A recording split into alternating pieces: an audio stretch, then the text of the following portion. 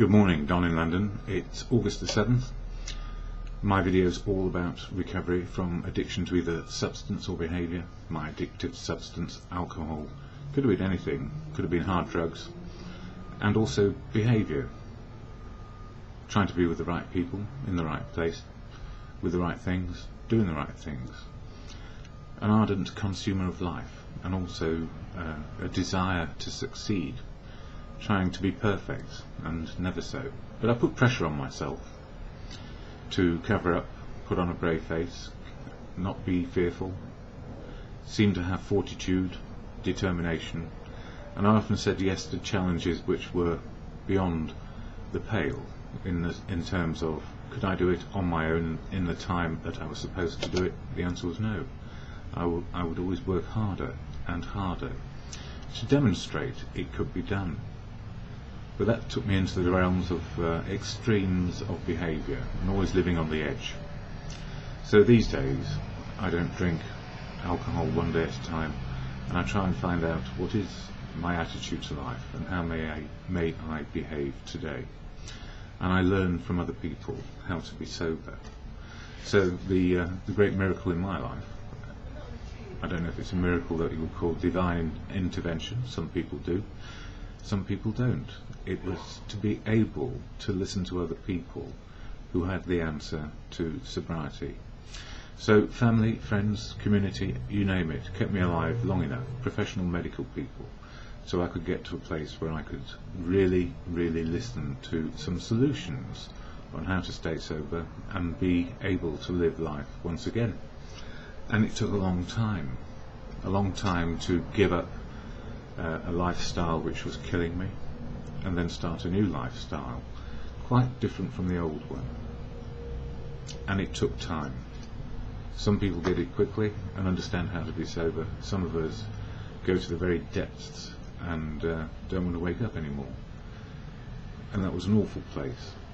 And I go to a fellowship, and the fellowship is AA, Alcoholics Anonymous. I don't speak for it. I can't. I won't. I don't want to. But I need to go there simply to hear the wisdom from other people, how they are doing, and have they got anything to share which is helpful in my life. And the gift is, if we do the same thing which is good for us over and over again, we can be restored to some sort of sanity and get on with life. So AA, Alcoholics Anonymous, not my favourite dip into fellowship. It asked me to give up my best friend, alcohol, the thing which always propped me up. Or I don't know, maybe I just propped up a bar and thought I was all right, but I wasn't. So it took a long time to get to a place of acceptance of life as it is today, without having to blot my feelings out or use alcohol or something to find out what my feelings are. The gift of recovery, it keeps on giving, and we give back all the time. So I talk about AA a lot simply because it is a part of my recovery, a very big part, and the people I meet in the fellowship of AA who also have a desire to be sober just for today. It's wonderful because we learn how to be ourselves, how to see how our feelings fit what is going on right now, and we don't have our history piling in on us all the time, making life difficult or always wondering about the future and having fear about it. After all, we can only live in this one day. And August 7th is a difficult day in the UK, especially in London. We've had riots about how people have been treated and what has happened to them. But I won't go into the details because this seems to go all around the world, and maybe that's not what this video is about. But my opinion about life and what is happening in my country, I do wonder, and so I know what I can and cannot do about it, and I'm working that out as each day passes. But not to be passive about life, but to be a part of life. Anyway, AA is what saved my bacon, so I share about how it's working for me on a daily basis. And in the fellowship there is a 12-step program, or 12 principles of living which work every day. and we learn how those things work for us. How to be open, honest and willing to change on a daily basis, to improve our outlook, so we may do what we can do with what's going on without feeling we need to take the edge off. So those 12 principles or 12 steps, I won't go into them now in great detail, but August is about step 8, which is making a list of amends, or a list of people we need to make amends to and restitution to, whatever it may be, and be willing to do it. But it's not about doing the amends. We have to keep that as a separate entity or exercise, simply because if we start thinking about the people we need to make amends to and restitution to, we start to judge where we are going to do it and where we're not going to do it. We get back into old behaviour of judging other people. The purpose of the step 8 is simply to make a list of people we have harmed and what we can then we can be willing to make amends. So AA, what is it? I'll share from this little card here, and inside it also has the 12 steps and 12 traditions.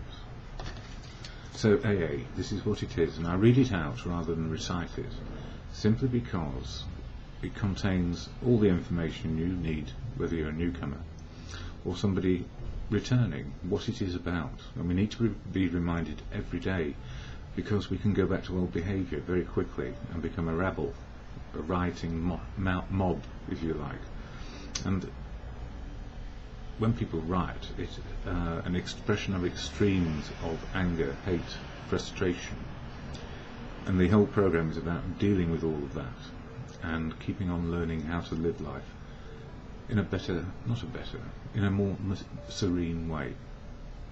I'm trying to use my words carefully, because we can upset each other by labelling, and nothing is worse. The only label that I enjoy having is alcoholic in recovery, or even alcoholic, because I am in recovery and I'm sober, and that's okay. It's just making me level with the world. So AA, Alcoholics Anonymous, is a fellowship of men and women who share their experience, strength and hope with each other, that they may solve their common problem and help others to recover from alcoholism. The only requirement for membership is a desire to stop drinking, and just as an aside, the only requirement for membership is a desire to stop drinking. And it's really important, because there are no rules, laws or regulations in the fellowship, because if there were, nobody would join. We are very, very rebellious people, not only in our drinking days, for whatever reason, going outside the realms of where everybody else feels comfortable, but in sobriety we can be equally rebellious against people who tell us what to do. And what we learn is, we don't tell each other what to do, we share experience, strength and hope. So if anybody does try to tell you what to do, it's very likely that you will tell them where to go in no uncertain manner. And it's quite all right in our London meetings to use any vernacular or swear words, so they all come into play, because they are an expression of what is inside us sometimes. There are no dues or fees for AA membership. We are self-supporting through our own contributions. So if you have no money and you go to a meeting and you see the pot going round, it's for people who have got a few pennies or pounds, as it may be, to help pay for the rent of the room, tea, coffee and literature, the basics of keeping a meeting running. So nobody's going to say you're less than if you can't put in. And I know for a year or so I kept on putting money into the pot which I could not afford or ill afford, because it meant I didn't get what I needed to keep going in any sort of comfort. Indeed, it was very uncomfortable at the beginning. AA is not allied with any sect, denomination, politics, organisation or institution, does not wish to engage in any controversy, neither supports, neither endorses or opposes any causes. But everybody in AA does do that, and we share about what's going on in our lives. So we extract from what people say what works for us and try it out. Our primary purpose is to stay sober and help other alcoholics to achieve sobriety. So primary purpose is to stay sober, that's me, and help other alcoholics to achieve sobriety, which is why I do these videos. But they're not AA, and I must say, it's very, very important that anonymity is sacrosanct within the fellowship, because gossip does kill people. And somebody was trying to dig into information I had the other day and know more about people they come in contact with their work. Not good, because whatever I knew about them may be quite different to the way they are now. I suspect it's not, but that's just the way it is. So I try to be careful, but at the same time point out that there are dangers in some workplaces where we get sucked back into the old behaviour of drink, drugs and rock and roll. So, the AA Daily Reflections for today from this book. Daily Reflections covers the 12 steps and 12 traditions over the year. So August is step 8. And making a list of amends and being willing to make them means that we're tidying up our side of the street, if you like. Sweeping our side of the street clean, so that we stop doing any more harm, or try not to do harm to others. And of course we will, because we're human, but at the same time we'll try and do something about it if we see where our folly is. And often the problem with the 12 steps is we start judging the rest of the world, because we have an excellent set of 12 steps to do it. And the danger in that is we judge the world harshly, blame it, and carry on being stubborn and stuck in our own old ways, where we don't sweep our side of the street clean. We start just judging other people, and then we join in with them again if we're not too careful, and get back into the malady of drink, drugs and rock and roll, or whatever it happens to be. Drink, drugs, and any behaviour you can think of, any human behaviour, which is to a compulsion. So today, finally getting there, the AA Daily Reflections, a Design for Living, August 7th. We in turn sought the same escape with all the desperation of drowning men. What seemed at first a flimsy reed has proved to be the loving and powerful hand of God. A new life has been given us, or, if you prefer, a design for living that really works, and that comes from the AA Big Book. And we had a debate in a meeting that I went to recently. What is God? Who is God? Is there a God? And I came to the conclusion, if I could define God, I'd be God. So I'm not. I cannot define God. How can I define nature, providence, the universe, the bigger picture of everything that goes on? I'm just a tiny speck. So I'm certainly not God. But I don't feel that I'm being singled out for special treatment as an alcoholic, but I'm grateful to be one in recovery. And the design for living. I try each day to raise my heart and hands in thanks to God for showing me a design for living that really works through our beautiful fellowship. But what exactly is this design for living that really works for me? It is the practice of the 12 steps, to the best of my ability, the continued awareness of a God who loves me unconditionally, and the hope that in each new day there is a purpose for my being. I am truly, truly blessed in fellowship. Well, I always had a problem in my early years around the word God and the God of our understanding, because it does come down to a personal understanding of a higher power in one's life. So, truth is important to me. I learn the truth each day, which improves my outlook and informs my opinions and beliefs. And how to love people and be loved back is absolutely critical. Learning how to love again is a daily practice. We don't just simply love people, or we do in general, and then learn how to be loved back. Because it takes a lot of humility, no, it's not a lot of humility, it takes humility to accept love from other people, because it means the door is open for another kicking if it goes wrong. But it normally goes wrong by our own behaviour rather than behaviour of other people. And there's nothing wrong with trusting people. We just learn how they are. And if they are to be included, we do, and if they're to be not included or excluded, we work that out as we go along. But judging them, it's very difficult. I always say love people, hate their behaviour, or love people and love their behaviour. And somewhere in the middle is love people and they're making progress a day at a time, like me. So it's about being understanding and a part of life. And wisdom, for me, comes from other people. So when I had a recording of Gandhi speaking about God, he said, God is truth. I vaguely reflect that he said God is love and God works through people. So a loving God is truth, love and wisdom. It's not my opinion or belief. So truth as it is, loving, how to love and be loved back, the most important emotion that we need, learn and feel every day, and wisdom coming from others. So it all fits together nicely for me. But I don't have a God who sits on a cloud, or a God who singles me out for a particular purpose. Life is the way it is. Life is the way it is. And we influence as we can, if that is what we are about. Because once we're sober, everything is possible again to be included. But of course the march of time does limit some of the things we can do. And some of us get chronic conditions as well, which we wouldn't have got had we not got sober, simply because we would be dead.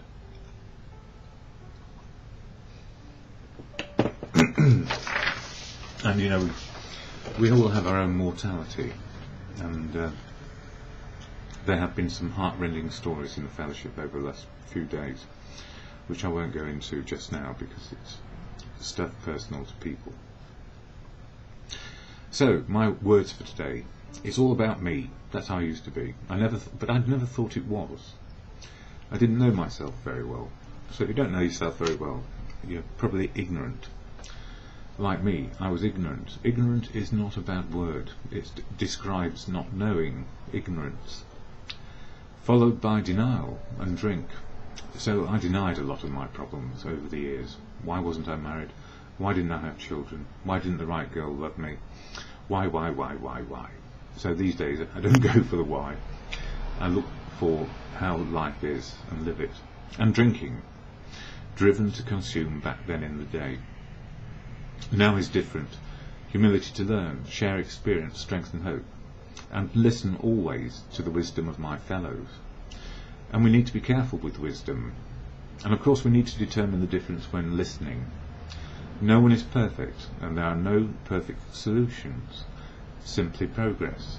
What may seem wisdom can be opinion and dogma, doctrine and expressions of the selective truth. Doctrine means that it's hard lines, and if you step out of these hard lines you're going to be in trouble. And what we say in fellowship is, wear recovery like a loose garment. We need room to manoeuvre and understand what is good for us. So we listen and we will hear dogma, doctrine and opinions, or expressions of the selective truth, better known as lies. And we sometimes don't know we're doing it because we're sucked into a particular outlook or attitude. So the program is about learning humility, opening our eyes and seeing where the wisdom is. We still have to work out what the wisdom is that works for us. Hopefully truth, love and wisdom is apparent, but it's not always apparent because we are confused in our early days. And from another year, the psychic change in steps 6 and 7, these are the steps prior to step 8. Step 6 is about defects of character. That's the extremes of fear, brave facing, ego. Extremes, living in extreme fear, always wearing a brave face, and ego covering up our shame and guilt.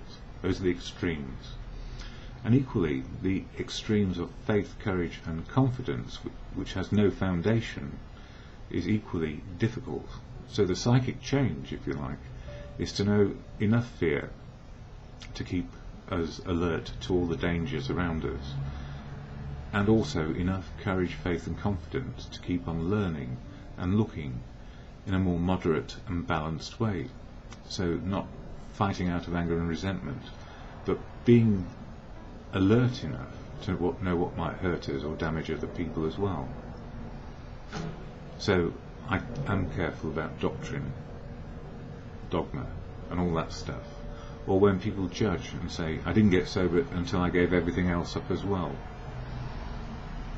That's a very big judgment on the rest of the world. So sometimes people say the most obvious things to themselves. I'm okay now because I'm sober, and that's just the starting point. So it's all about how we live. And those are my daily reflections for today. I live about 4 or 5 miles from where people have taken to the streets, burned buildings, cars, buses, all through last night because of outrage. And in my old days, outrage was very accessible, rage was very accessible, love and hate were very accessible, but only in extremes. And when people are driven, it's because nobody's listening to them, or the outrage has been going on too long without any answers. And I guess, you know, when people are put down or told they shouldn't do something, what do? They react. And it's the same as a child, as a group of people, a family, a community. When they've been excluded, this is the big danger. So sobriety has got me back into inclusion around what I can and cannot do, and it is the Serenity Prayer, a prayer for all moments in life, about can do, can't do, and wisdom to know the difference. What I can do today, I can change my attitude and behaviour. What I can't do is change your attitude and behaviour. I'm powerless over you, and also people, places, I say generally, people, places and things. So on my agenda every morning is step 1. I am powerless over alcohol, people, places and things.